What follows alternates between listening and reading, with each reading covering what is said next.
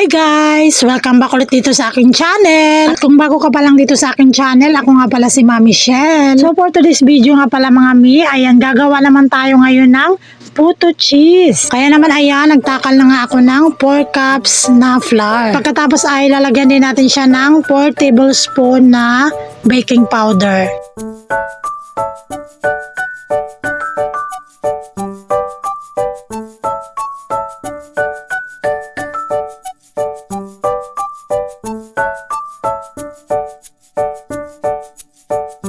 At next naman ay maglalagay din tayo ng isang itlog.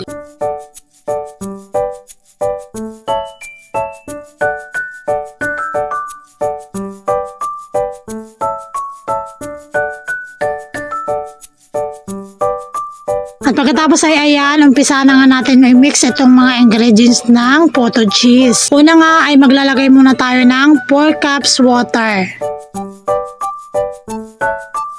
At pagkatapos ay ayan, maglalagay din tayo ng Bear Brand Swak. Isang peraso lang siya mga mi. Tapos yan ay maglalagay din tayo ng 1 1/2 cup na asukal.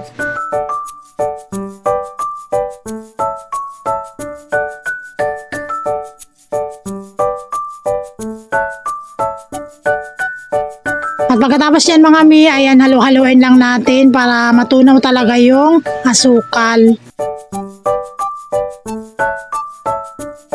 Nakapagtunaw na nga ako ng margarine mga mi, kaya naman ayan, nilagyan ko na nga rin siya ng 1/4 cup. Tapos ay ayan, mix lang natin ng i-mix. Medyo malamig na nga itong margarine ko dahil ang tagal na ihalo. Kaya tuloy ayan, muntik na magbuo ulit.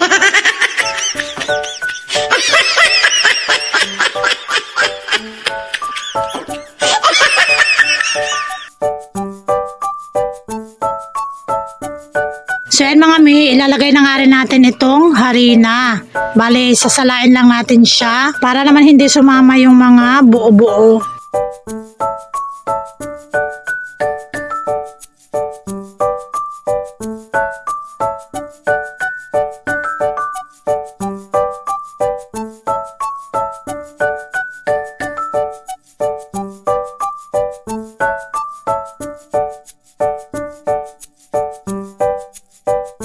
Pagkatapos nga natin salain, ayan, halu-haluin lang natin siya mga mi. Para naman mag-combine talaga lahat ng mga ingredients. At nilagyan ko na nga rin pala yan mga mi ng 1/4 tablespoon na asin. Para naman hindi mauma yung mga customer.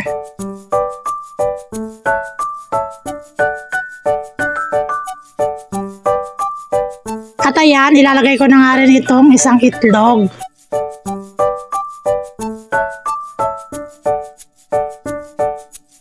At pagkatapos ay ayan mga mi, i-mix lang natin siya. Tsaka dapat wag talaga sobrahan ang pag-mix para magiging maganda ang resulta ng ating puto cheese.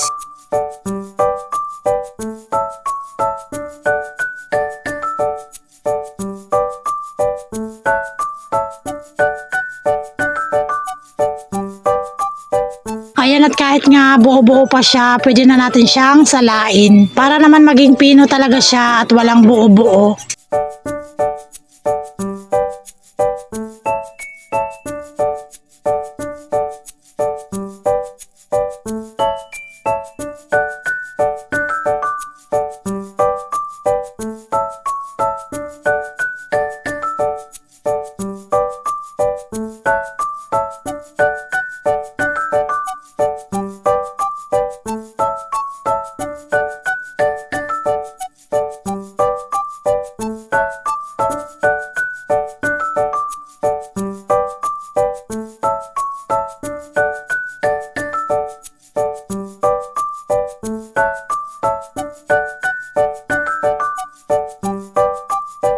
So ayun na nga mga mi, tapos na nga ako mag-mix, kaya naman ayan, o diba napakaganda ng consistency. Kaya naman ayan, pwede na tayong magpakulo ng tubig sa steamer.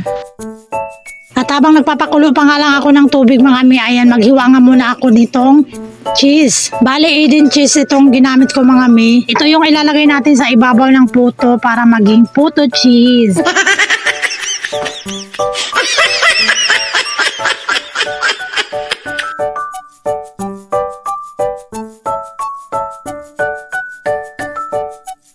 So yan mga mi, pagkatapos ay ayan, inihanda ko na nga rin itong photo molder.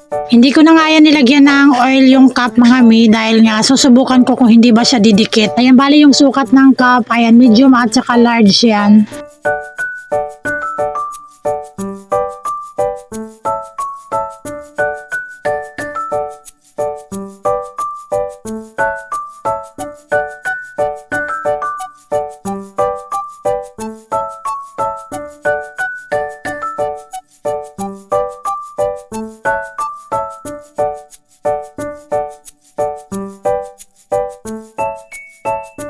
Ayan, pagkatapos ko nga magtakal mga mi, ayan, ilalagay na rin natin yung cheese.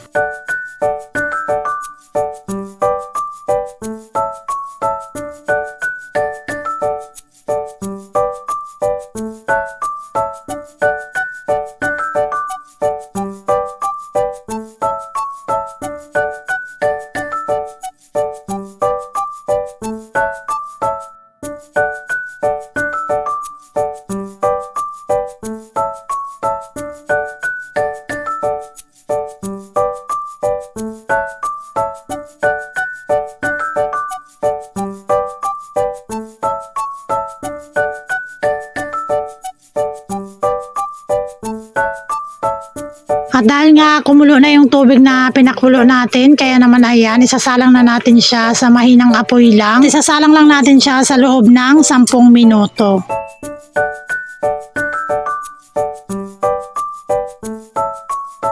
At ayan na, luto na ang ating puto cheese. O diba, napakaganda ng resulta. Masayang masaya ang puto cheese natin, kaya ayan, ngiting-ngiti talaga siya. Kaya naman ayan mga mi, isasali na nga natin itong puto sa Tupperware. Hugas na po ako ng kamay, kaya ayan, malinis na po yung kamay ko. Mukha lang hindi.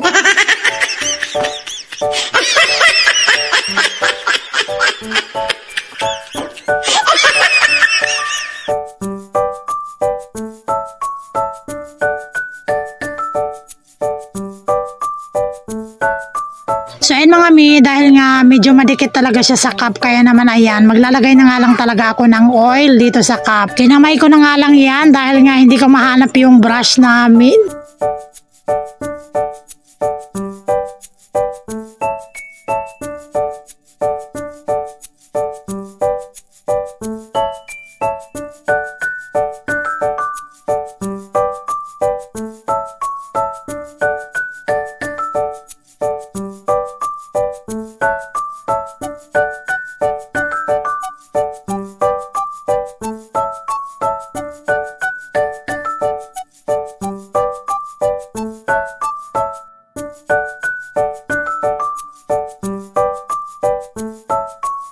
So ayun na nga mga mi, ayan, luto na ang aking pangalawang sala. Palamigin lang natin siya mga mi ng mga 5 minutes at pagkatapos ay pwede na natin yan isalin sa lagayan. At tingnan natin kung madikit pa rin ba siya.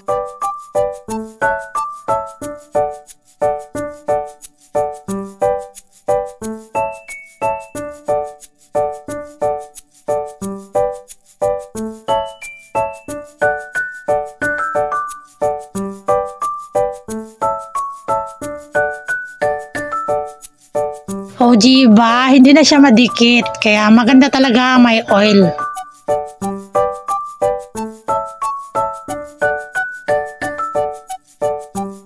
So ayun na nga mga mi, tapos na nga talaga ang ating puto cheese. Kaya naman ayan, pwede na natin yan ibenta. Bali binibenta ko lang siya mga mi ng 7 isa yung malalaki. At 3 for 20 naman kapag 3 piraso ang binili. At 5 pesos naman ang maliliit. So ayun mga mi, hanggang dito na nga lang ako. At maraming salamat sa mga nanood at sumuporta. Sana ay wag mong kalimutan mag-like, comment at subscribe sa akin channel. At pakiclick na rin ang notification bell para maging updated ka sa aking mga video. Yun lang, bye-bye!